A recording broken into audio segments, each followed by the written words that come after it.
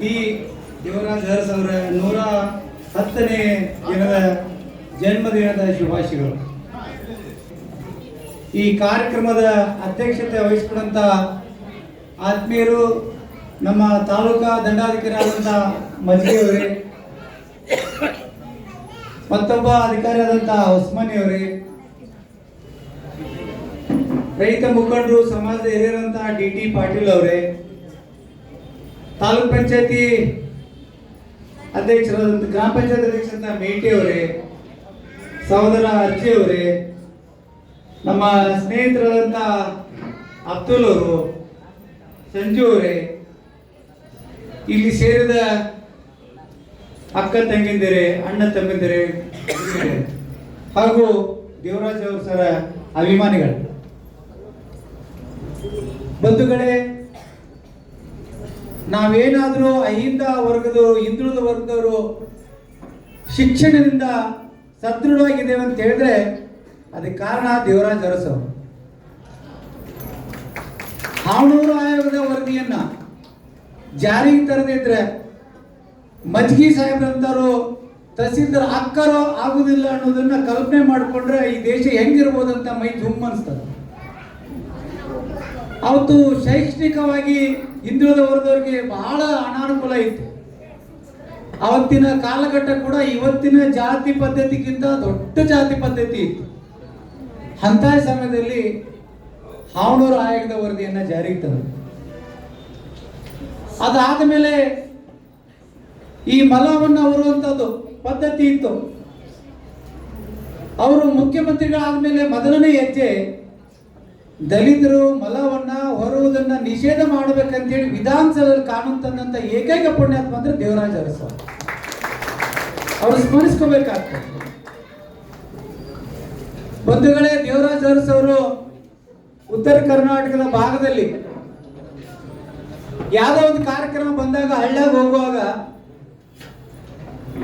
ಮಗು ಗುಡಿಸಲ ಕುತ್ಕೊಂಡು ಓದುವಾಗ ಆ ಗುಡಿಸ್ಲಿಗೆ ಬೆಂಕಿ ಬಿದ್ದು ಆ ಕುಟುಂಬ, ಬಡ ಕುಟುಂಬ ಸತ್ತೋಯ್ತು ಅಂತೇಳಿ ಜಿಲ್ಲಾಧಿಕಾರಿಗಳು ಬಂದು ದೇವರಾಜ್ ಅರಸ್ ಅವ್ರಿಗೆ ಹೇಳಿದಾಗ ಸ್ವತಃ ದೇವರಾಜ್ ಅರಸ್ ಮುಖ್ಯಮಂತ್ರಿಯಲ್ಲಿ ಹೋಗಿ ವೀಕ್ಷಣೆ ಮಾಡಿ ಅಲ್ಲಿಂದ ಸೀದಾ ಬೆಂಗಳೂರಿಗೆ ಹೋಗಿ ಕ್ಯಾಬಿನೆಟ್ ಸಚಿವರನ್ನು ಕರೆದು ಅವತ್ತೇ ಗುಡಿಸಲ ರಹಿತವಾದಂಥ ಸರ್ಕಾರ ಇರಬೇಕಂತೇಳಿ ಆಶ್ರಯ ಯೋಜನೆ ಮಾಡಿ ಕಾನೂನನ್ನು ಇಂಪ್ಲಿಮೆಂಟ್ ಮಾಡ್ತಾರೆ. ಅವತ್ತಿಂದ ಅವತ್ತೇ ಅದೇ ಆಶ್ರಯ ಯೋಜನೆ ಮಾಡಿದಂಥ ಮೊದಲನೇ ಆಯ್ತು. ಅದಾದ್ಮೇಲೆ ಹಿಂದುಳಿದವ್ರ ಮಕ್ಕಳಿಗೆ ಓದಕ್ಕೆ ಕರೆಂಟ್ ಇರಂಗಿಲ್ಲ, ಲೈಟಿನ ಸಮಸ್ಯೆ, ಚಿಮ್ನಿ ಸಮಸ್ಯೆ, ಓದಬೇಕು ಬಹಳ ಕಷ್ಟ. ಆ ಕಷ್ಟ ಎಲ್ಲ ನೋಡಿದೇವೆ. ಇಲ್ಲಿರೋ ಸುಮಾರು ಜನರಿಗೆ ಗೊತ್ತಿರಬೇಕು. ಪಾಟೀಲ್ ಸರ್ ಅಂತರಿಗೆ, ಮಜ್ಗಿ ಸರ್ ಗೊತ್ತಿರಬೇಕು. ಅವತ್ತು ಜ್ಯೋತಿಯನ್ನು, ಭಾಗ್ಯ ಜ್ಯೋತಿಯನ್ನು ಅಂತ ಒಂದು ಕಾನ್ಸೆಪ್ಟ್ ತರ್ತಾರೆ. ಭತ್ತ ಸರ್ಕಾರ ಬೇರೆ ಹೆಸರು ತಂತು ಹಳ್ಳಿಗಳಿಗೆ ಆಶ್ರಯ ಮನೆ ಕೊಟ್ಟು 3.5 ಲಕ್ಷ ಮನೆಯನ್ನು ಕಟ್ಟಿದ್ರು. ಅದರ ಜೊತೆಗೆ ಯಾರ್ಯಾರು ಹಳ್ಳಿಗಳಲ್ಲಿ ಕರೆಂಟ್ ಇಲ್ಲ ಅವ್ರ ಮನೆಗೆ ಒಂದೊಂದು ಲೈಟ್ ಕೊಡ್ಬೇಕಂತೇಳಿ ಯೋಜನೆ ಕೊಟ್ಟವ್ರೆ ದೇವರಾಜ್ ಅರಸ್ ಅವರು. ಒಂದೊಂದು ಕೊಡುಗೆ, ಒಂದೊಂದು ಹೆಜ್ಜೆ ಹುಲಿ ಹೆಜ್ಜೆ ಇದ್ದಂಗೆ, ಆನೆ ನಡೆದಿದ್ದ ದಾರಿ ಅಂತೀವಲ್ಲ ಹಂಗೆ ದೇವರಾಜ್ ಅರಸ್ ಅವರು ಮಾಡಿದಂಥ ಕಾನೂನು ಕೂಡ ಇವತ್ತಿಗೆ ಸದೃಢವಾಗಿದೆ. ಮತ್ತೊಂದು, ಈ ಊಳುವನೆ ಭೂಮಿ ಒಡೆಯಂತ ಕಾನೂನು ಬಂತು. ತಮಗೆಲ್ಲ ಗೊತ್ತು, ಒಬ್ಬೊಬ್ಬರಿಗೆ 1,000 ಎಕರೆ, 5,000 ಎಕರೆ, 10,000 ಎಕರೆ, 25,000 ಎಕರೆ, 50,000 ಎಕರೆ ಜಮೀನ್ದಾರಿದ್ರು. ಇದನ್ನೆಲ್ಲ ನೋಡಿದಂತ ದೇವರಾಜ್ ಅರಸ್ ಅವರು ಇಂದಿರಾ ಗಾಂಧಿ ಅವರು ಈ ಕಾನೂನನ್ನು ಜಾರಿಗೆ ತಂದಾಗ ಇಡೀ ರಾಷ್ಟ್ರದಲ್ಲಿ ಎಲ್ಲ ರಾಜ್ಯಗಳು ಒಪ್ಪಲಿಲ್ಲ. ಆದರೆ ಕರ್ನಾಟಕದ ದಿವಂಗತ ಹಿಂದುಳಿದ ವರ್ಗ ನಾಯಕರಾದಂತ ದೇವರಾಜ್ ಅರಸ್ ಅವರು ಒಪ್ಪಿ ಆ ಕಾನೂನನ್ನು ಜಾರಿಗೆ ತಗೊಂಡ್ಬರ್ತಾರೆ. ಸುಮಾರು 21 ಲಕ್ಷ ಎಕರೆ ಜಮೀನನ್ನ 5 ಲಕ್ಷ ರೈತರಿಗೆ ಅವತ್ತು ಫಲಾನುಭವಿಗಳಾಗಿ ಪಡ್ಕೋತಾರೆ. ಯಾರ್ಯಾರು ಜಮೀನನ್ನ ಉಳ್ತಿರ್ತಾರ ಅವ್ರಿಗೆ ಭೂಮಿ ಆಗ್ಬೇಕಂತ ಕಾನೂನು ತಂದು ಸುಮಾರು 5 ಲಕ್ಷ ರೈತರು ಭೂಮಿಯನ್ನ ಪಡ್ಕೊತಾರ, ಸ್ವಂತ ರೈತರಾಗ್ತಾರೆ. ಇದನ್ನ ಸ್ಮರಿಸಬೇಕಾಗ್ತದೆ. ಆದ್ರೆ ಕೆಲವರು ಈಗೂ ಅಂತಾರೆ ನಮಗೆ ಅನ್ಯಾಯ ಆಯ್ತಂತ. ಯಾರಿಗೂ ಅನ್ಯಾಯ ಆಗಿಲ್ಲ. ಯಾವ ಭೂಮಿಯನ್ನ ಪಡೆದಿದ್ರು ಆ ರೈತರಿಗೆ 10,000 ಎಕರೆ, 20,000 ಎಕರೆ ಏನೋ ಬ್ರಿಟಿಷರ ಗುಲಾಮಗಿರಿಯಲ್ಲಿ ಬರ್ಕೊಂಡಿದ್ರಲ್ಲ ಅವ್ರಿಗೆ ಕೂಡ ಸುಮಾರು 25 ಕೋಟಿ ರೂಪಾಯಿಗಳನ್ನ ಅನುದಾನ ಕೂಡ ಕೊಟ್ಟಿರ್ತಾರೆ. ನಾವು ಸ್ಮರಿಸಬೇಕು, ದೇವರಾಜ್ ಅರಸ್ ಯಾರಿಗೆ ಅನ್ಯಾಯ ಮಾಡಿಲ್ಲ. ಮತ್ತೆ ದೇವಸ್ಥಾನಗಳ ಇವತ್ತು ಭೂಮಿಗಳ ಆ ಪೂಜೆ ಮಾಡಿ ದೇವರನ್ನ ನಂಬಿಕೊಂಡು ಪೂಜೆ ಮಾಡ್ಕೊಂಡು ಬದುಕ್ತಿರೋರಿಗೆ ವ್ಯವಸಾಯ ಮಾಡಕ್ ಆಗ್ತಿರೋದಿಲ್ಲ. ಆ ಗುಡಿಗಳಿಗೆ ಇನಾಮ್ ಜಮೀನು ಅಂತೇಳಿ ಆ ಕಾನೂನಲ್ಲಿ ತಿದ್ದುಪಡಿ ಮಾಡಿ ಆ ಗುಡಿಗೆ ಕೂಡ ಜಮೀನನ್ನು ಕೊಡ್ತಾರ. ಪೂಜೆ ಮಾಡವ ಆ ಭೂಮಿಯಲ್ಲಿ ವ್ಯವಸಾಯ ಮಾಡಿ ಬದುಕಲಿ ಅಂತ. ಇವೆಲ್ಲ ಸಣ್ಣ ಮಾತುಗಳಲ್ಲ. ಇವೆಲ್ಲ ನಾವು ಇವತ್ತಿಗೆಲ್ಲ 110 ವರ್ಷ ಅಲ್ಲ, ಇನ್ನೂ 1000 ವರ್ಷ ಹೋದ್ರೂ ಕೂಡ ದೇವರಾಜ ಅರಸರನ್ನ ಸ್ಮರಣೆ ಮಾಡ್ತಾನೆ ಇರ್ಬೇಕು. ಇಲ್ಲಿ ತಪ್ಪಾಗ್ತದೆ ಅಂತ ಹೇಳಿಕ್ಕೆ ಇಚ್ಛೆ ಪಡ್ತೀನಿ ಬಂಧುಗಳು. ಮತ್ತೆ ರಾಷನ್ ಅಂಗಡಿ ಬಗ್ಗೆ ಗೊತ್ತು ನಿಮಗೆ. ಗೋಧಿ, ಅಕ್ಕಿ, ಸಕ್ಕರೆ ಕೊಡ್ತಾ ಇದ್ರು, ಎಣ್ಣೆ ಕೊಡ್ತಾ ಇದ್ರು, ಬೇಳೆ ಕೊಡ್ತಾ ಇದ್ರು. ಅವತ್ತಿನ ಕಾಲಘಟ್ಟದಲ್ಲಿ ಅಕ್ಕಿ ಸಿಗ್ತಾ ಇರಲಿಲ್ಲ, ಬಟ್ಟೆ ಸಿಗ್ತಾ ಇರಲಿಲ್ಲ. ನ್ಯಾಯಬೆಲೆ ಅಂಗಡಿ ಅಂದ್ರೆ ಕಿರಾಣಿ ರಾಷನ್ ಅಂಗಡಿ ಐತಿ, ನ್ಯಾಯಬೆಲೆ ಅಂಗಡಿ. ಆ ನ್ಯಾಯಬೆಲೆ ಅಂಗಡಿಯನ್ನ ಅಧಿಕೃತವಾಗಿ ಚಾಲನೆ ತಂದುಕೊಟ್ಟು ಬಡವರಿಗೆ ಅಕ್ಕಿ ಕೊಟ್ಟಂತ ನಾಯಕ ಯಾರು ಇದ್ರೆ ಅದು ದೇವರಾಜ ಅರಸಂದ್ರೆ ತಪ್ಪಾಗ್ಲಿಕ್ಕಿಲ್ಲ. ಅದಾದ್ಮೇಲೆ ಇಂದಿರಾ ಗಾಂಧಿಯವರು ಮತ್ತೊಂದೆರಡು ಕಾನೂನು ತಂದ್ರು. ಅದರಲ್ಲಿ ಸಾರಿ ಕೊಟ್ರು, ದೋತ್ರ ಕೊಟ್ರು, ಅಂಗಿ ಕೊಟ್ರು, ಟೊಪಿ ಕೊಟ್ರು. ಅಂದ್ರೆ ಜನರಿಗೆ ಬಟ್ಟೆ ಸತೆ ಕೂಡ ಬಟ್ಟೆ ಇರಲಿಲ್ಲ. ಆ ಬಟ್ಟೆ ಕೊಡುವಂತ ರೇಷನ್ ಅಂಗಡಿ ಮುಖಾಂತರ ಕೊಟ್ಟಂತ ನಾಯಕ ಯಾರಂದ್ರೆ ಅದು ದೇವರಾಜ ಅರಸು ಅವರು. ಹಂಗಾಗಿ ದೇವರಾಜ ಅರಸು ಅವ್ರನ್ನೇ ನಾವು ಹಗಲಿರುಳು ಸ್ಮರಿಸಿದ್ರೆ ತಪ್ಪಾಗ್ಲಿಕ್ಕಿಲ್ಲ. ಮೈಸೂರು ಪ್ರಾಂತ ಇತ್ತು, ಅದನ್ನ ಇಡೀ ಕರ್ನಾಟಕದಲ್ಲಿ ಅವತ್ತು 28 ರಾಜ್ಯಗಳನ್ನು ಮಾಡಿ 28 ರಾಜ್ಯಕ್ಕೆ ಒಂದೇ ಮೈಸೂರು ಪ್ರಾಂತ ಬೇಡ, ಕರ್ನಾಟಕ ಆಗ್ಬೇಕು ಅಂತೇಳಿ ನಾಮಕರಣ ಮಾಡದಂತವರು ದೇವರಾಜ ಅರಸು ಅವರು. ಮೈಸೂರು ಮಹಾರಾಜರ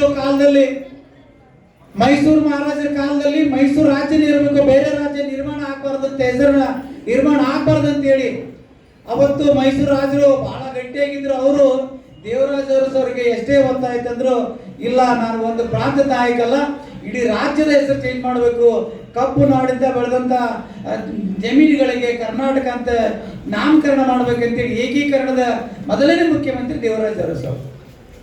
ಬಂಧುಗಳೇ, ಯಾಕೆ ನಾವು ದೇವರಾಜ ಅರಸರನ್ನ ನೆನಪಿಸ್ಕೋತೇವೆ, ಯಾಕೆ ಬಾಬಾ ಸಾಹೇಬ್ ಅಂಬೇಡ್ಕರ್ ನೆನಪಿಸ್ಕೋತೇವೆ, ಕೆಲವರು ನಾಯಕರನ್ನ ಗಾಂಧೀಜಿಯವ್ರನ್ನ ಯಾಕೆ ನೆನಪಿಸ್ಕೋತೇವೆ ಅಂತ ಹೇಳಿದ್ರೆ ಇವರು ಮಾಡಿರುವ ಕೆಲಸಗಳದಾವಲ್ಲ ಇವುಗಳನ್ನ ನಾವು ನೆನಪಿಸ್ಕೋಬೇಕು. ಇತ್ತೀಚೆಗೆ ನಾವು ಕುರಿಗಾರರ ಒಂದು ಕಾನೂನು ಮಾಡ್ರಿ ಅಂತ ಹೋರಾಟ ಮಾಡ್ತಾ ಇದ್ದೇವೆ 2-3 ವರ್ಷದಿಂದ. ಮೊನ್ನೆ ನಾವು ಹುಬ್ಬಳ್ಳಿ ಅಂಬೇಡ್ಕರ್ ಸರ್ಕಲ್ ಇಂದ ಕಿತ್ತೂರು ಚೆನ್ನಮ್ಮ ಸರ್ಕಲ್ ವರೆಗೆ ಕುರಿಗಳನ್ನು ಹೊಡ್ಕೊಂಡು ಹೋರಾಟ ಮಾಡಿದ ಮೇಲೆ ಅವತ್ತು ಸಾಯಂಕಾಲ ಇವತ್ತಿನ ಮುಖ್ಯಮಂತ್ರಿ ಸಿದ್ದರಾಮಯ್ಯವರು ನಮಗೆ ಫೋನ್ ಮುಖಾಂತರ ಸೋಮವಾರ ಬರಬೇಕಂತ ಕರೆಸ್ಕೊಂಡ್ರು. ಅವ್ರಿಗೆ ಎಷ್ಟು ಕಳಕಳಿದೆ ಅಂದ್ರೆ ಬಡವರ ಮೇಲೆ, ಹಿಂದುಳಿದ ವರ್ಗದ ಮೇಲೆ ನಿಮ್ಮ ಪರವಾಗಿರೋ ಕಾನೂನನ್ನ ಜಾರಿ ಮಾಡ್ತೇವೆ ನಮ್ಮನ್ನು ಕರೆದು ಮುಖ್ಯಮಂತ್ರಿ ಜೊತೆ ಕುಂತ್ಕೊಂಡು ಹಿಂದುಳಿದ ವರ್ಗದವ್ರಿಗೆ ತೊಂದರೆ ಆಗ್ತಾ ಇದೆ, ಕಾಡಿನಲ್ಲಿ ಕುರಿ ಮೇಯಿಸ್ಲ ಕೊಡಾಗ್ತಾ ಇಲ್ಲ, ಅವ್ರಿಗೆ ದೌರ್ಜನ್ಯ ಕಾಯ್ದೆ ಜಾರಿಗೆ ತರಬೇಕು ಅಂತ ನಾವು ಹೋರಾಟ ಮಾಡಿದ್ರೆ ತಕ್ಷಣಕ್ಕೆ ನಮ್ಮನ್ನ ಕರೆದು ಆ ಕಾನೂನನ್ನು ಜಾರಿಗೆ ತರ್ತೇವೆ ಅಂತೇಳಿ ನಮ್ಗೆ ಒಂದು ಆಶ್ವಾಸನೆ ಕೊಟ್ಟರು. ಇದು ಒಬ್ಬ ಹಿಂದುಳಿದ ವರ್ಗ ನಾಯಕರಿಗೆ ಇರುವಂತಹ ಒಂದು ಕಳಕಳಿ. ಯಾಕೆ ಈ ಮಾತನ್ನು ಹೇಳಿದೆ ಅಂದ್ರೆ, ಬೇರೆ ವರ್ಗದ ಮುಖ್ಯಮಂತ್ರಿ ಆಗಿದ್ರೆ ನಮ್ಮನ್ನು ಕರೀತಿದ್ರ, ನಮ್ಮನ್ನು ಸ್ಪಂದಿಸ್ತಿದ್ರ. ಬಹಳ ಮಂದಿ ಅಂದ್ರು ಕುರುಬರು ಕರೀತಾರ ಅಂತ. ನಾನು ಹೇಳಿದೆ, ಕುರುಬರಷ್ಟೇ ಕುರಿ ಕಾಯ್ದಿಲ್ಲ, ಕುರುಬರಷ್ಟೇ ದನ ಕಾಯ್ದಿಲ್ಲ, ಕುರುಬರಷ್ಟೇ ಒಕ್ಕಲ್ತನ ಮಾಡಂಗಿಲ್ಲ. ಎಲ್ಲ ವರ್ಗದವರು ಕೂಡ ಕುರಿ ಕಾಯ್ತಾರೆ, ಎಲ್ಲ ವರ್ಗದವರು ಕೂಡ ದನ ಕಾಯ್ತಾರೆ, ಎಲ್ಲ ವರ್ಗದವರು ಕೂಡ ನೀರು ವ್ಯವಸಾಯ ಮಾಡ್ತಾರೆ. ಎಲ್ಲರ ಪರವಾಗಿ ಇವತ್ತು ಮುಖ್ಯಮಂತ್ರಿಗಳು ನಮಗೆ ಮಾತಾಡಿದ್ದಾರೆ ಅಂತ ಹೇಳಿದೆ. ಇದು ಯಾಕೆ ಈ ಮಾತು ಹೇಳ್ತೇವೆ ಅಂದ್ರೆ, ಯಾರು ರೈತ ಕುಟುಂಬದಿಂದ ಬರ್ತಾರೆ, ಯಾರು ತುಳಿತಕ್ಕೊಳಗಾದಂತ ಪರಿಸ್ಥಿತಿಯಿಂದ ಬರ್ತಾರೆ, ಯಾರು ಹಿಂದುಳಿದ ವರ್ಗದ ಜನರ ಕಷ್ಟ ಸುಖ ನೋಡಿ ಬಂದಿರ್ತಾರೆ, ಅವ್ರು ಮಾತ್ರ ನಮ್ಮ ಸಮಸ್ಯೆಗೆ ಸ್ಪಂದಿಸಲಿಕ್ಕೆ ಸಾಧ್ಯ. ಇಲ್ದಿದ್ರೆ ಎಲ್ಲರೂ ಕೂಡ ನಮ್ಮ ಸ್ಪಂದಿಸಲಿಕ್ಕೆ ಆಗಲ್ಲ. ಅವರು ಜಬ್ಬರ್ ಗೊಂಡಳ್ಳಿ ಇರುವಾಗ ನಮ್ಮ ಜೊತೆ ಒಂದು 10 ವರ್ಷ ಸ್ನೇಹಿತರು ಜಬ್ಬರ್ ಗೊಂಡಳ್ಳಿ ಮಿನಿಸ್ಟರ್ ಇದ್ರು ಬಿಡ್ತಿದ್ದಿಲ್ಲ, ಫೋನ್ ಮಾಡಿ ಕರ್ಕೊಂಡು ಹೋಗೋರು. ಈ ಕಾರಣಗಳಿಗೆ ನಮ್ಮನ್ನು ಒಪ್ಕೊಳ್ಳೋ ಜನರ ಹೆಸರು ಕಮ್ಮಿ ಇದಾವೆ, ನಮ್ಮ ಓಟ್ ಹಾಕಿಸ್ಕೊಳ್ಳೋ ಜನರ ಹೆಸರು ಜಾಸ್ತಿ ಇದಾವೆ ಅಂತ ಹೇಳ್ತಾ ಇದೆ. ಆಗ್ಲಿ ಪ್ರೋಟೋಕಾಲ್ ಪ್ರಕಾರ ಕರಿಬೇಕು, ಅವ್ರು ಬರುದಿಲ್ಲ, ಆದ್ರೆ ಬರೆದಿದ್ರೆ ಏನು ಮಾಡೋಕ್ಕಾಗಿಲ್ಲ.